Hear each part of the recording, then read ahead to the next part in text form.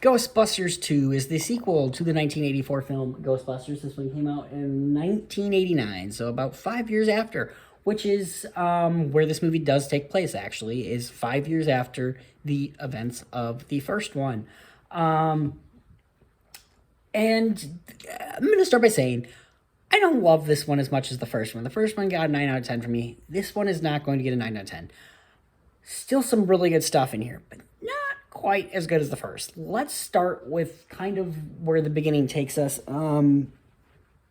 Sig Weaver's character and Bill Murray's character are no longer together. She got married, she got divorced, she's a single mother now. And almost immediately, the movie's, as soon as Bill Murray and Sig Weaver are back on the screen, it's like, okay, let's try to get them back together. I don't understand why sequels tend to do this sometimes. Why are we breaking up a character just to bring them back together? Jurassic World did this. Like, why did we need... If you're going to break them up, break them up. Let them be broken up for a while. I just don't get the point of having... I don't like that in movies, I guess, is what I will say. Especially if you're not going to build it. And actually, something I forgot to mention about the first is their relationship. Because she doesn't really seem to like him up until the end of the movie in the first one. He definitely likes her, but she doesn't necessarily seem to like him. And that is something that I didn't talk about in my review for Ghostbusters. But going back to this, I don't like that, they're broken up, and then all of a sudden we're going to bring them back together. I hate that in sequels. I really do. So that right there, it's just an annoying plot line for me that I don't like. It isn't absolutely terrible because, we find out, he had, commitment issues, essentially. He didn't want to propose. He didn't want to move forward. But then we see, with her baby that he wants to do it. I just don't think you need... I just don't think we needed to break him up for us to see that. I just think there could have been better ways of doing that. Also in this movie, she works at the museum, and she has the most annoying boss guy in the entire world. I can't stand that character. It is so annoying and cartoony, and it doesn't at all work for me. And then we also have our actual villain, which is kind of scary, but at the end of the day is just kind of there. It wasn't very memorable to me at all. The villain is just kind of, okay. I will say this, it's got a little bit more of a presence, I guess, than the villain in the first Ghostbusters, which we didn't need too much of a presence for, in my opinion, in the first one. This one's just there, and we're just like, well, yeah, that's definitely going to be evil. See, I don't love that.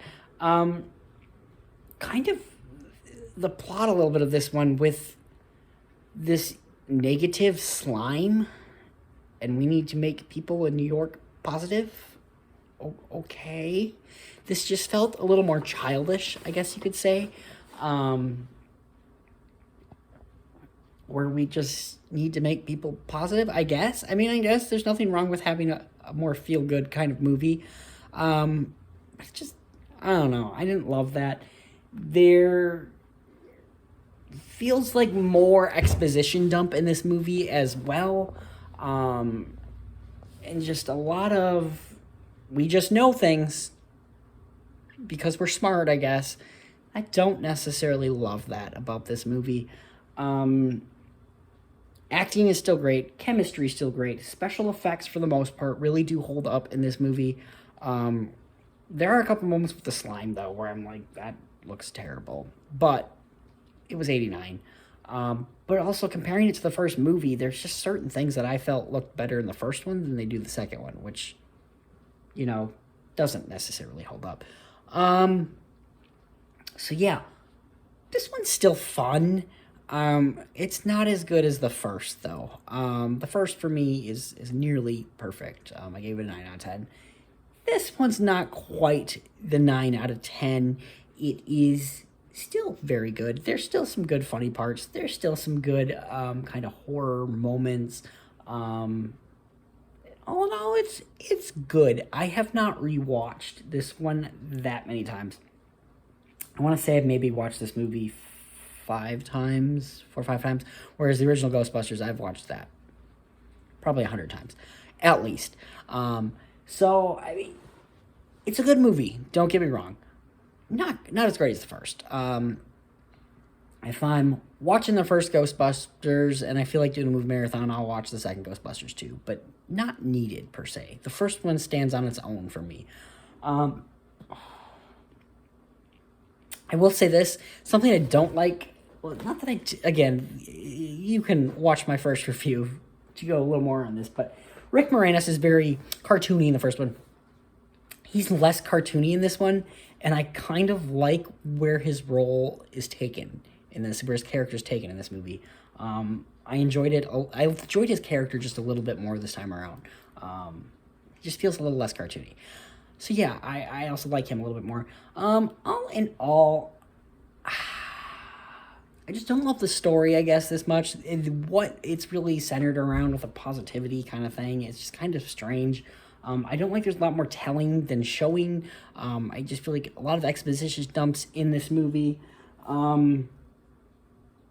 I don't love this whole off and then we're on again relationship thing we got with these two. So in the end, I'll give it a 7 out of 10.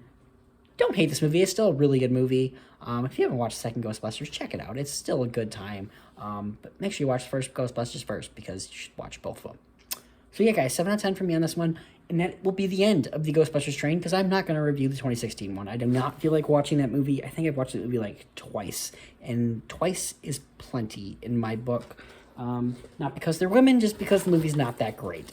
So yeah, that is my review of a Ghostbusters 2 from 1989, and we have finished all the Ghostbuster movies. So comment down below, let me know what your favorite Ghostbuster movie is. It's the first one, the 1984 one. It's the only answer.